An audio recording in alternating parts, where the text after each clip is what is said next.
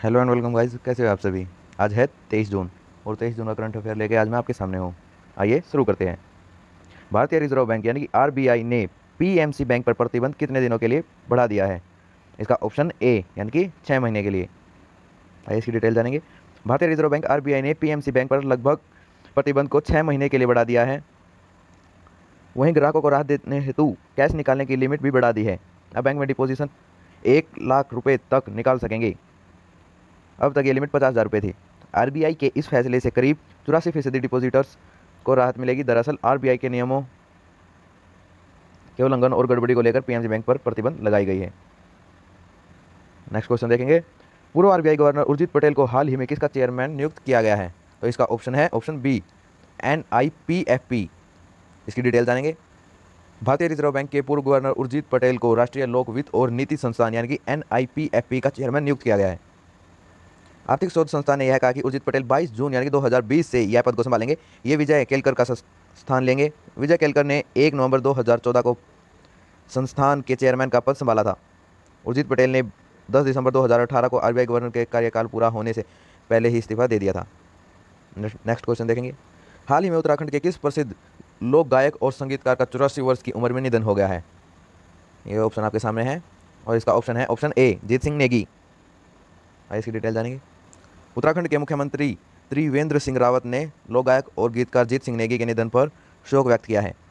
HMV ने साल 1947 में उनके गीतों को उन्हीं की आवाज़ में रिकॉर्ड किया था। जीत सिंह नेगी यह लोकप्रियता हासिल करने वाले पहले गढ़वाली लोक गायक थे। लोकगीत गीत सिंह नेगी को गोपाल बाबू गोस्वामी लीजेंडरी संगीत सिंगर से सम्मानित किया गया था।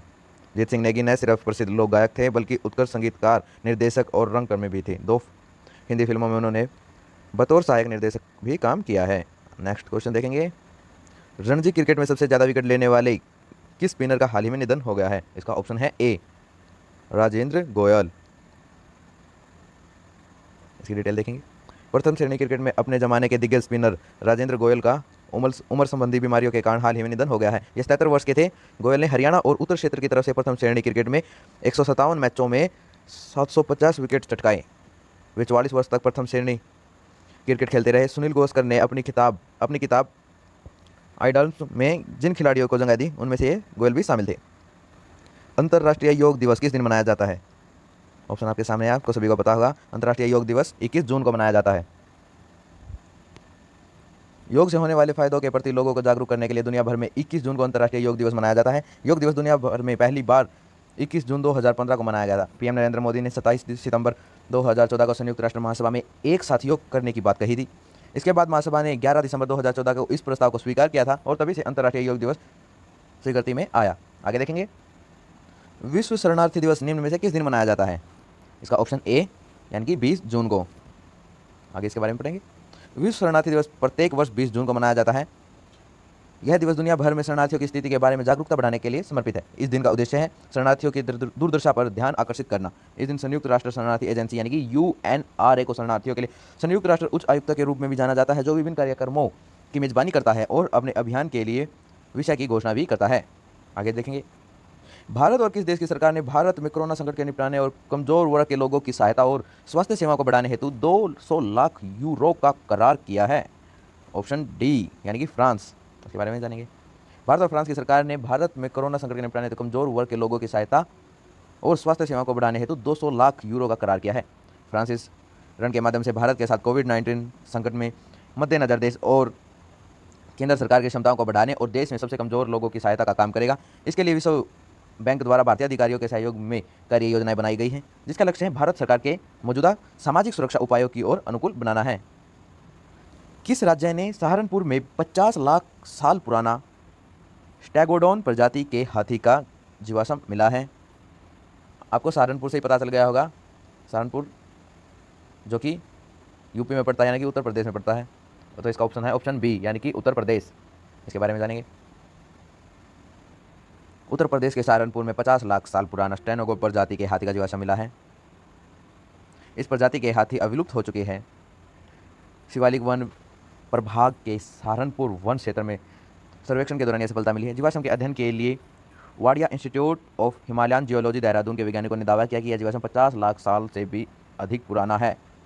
स्टेगोडोन प्रजाति का हाथी है, जो कि अब विलुप्त हो चुका है। आगे देखेंगे। हाल ही में दक्षिण एशियाई के आर्थिक कूटनीतिक संबंधों के चलते चीन द्वारा किस देश ने चीन में निर्यात होने वाले सामान पर 97% टैरिफ छूट देने की घोषणा की गई है? इसका ऑप्शन है ऑप्शन डी, बांग्लादेश। आगे देखेंगे।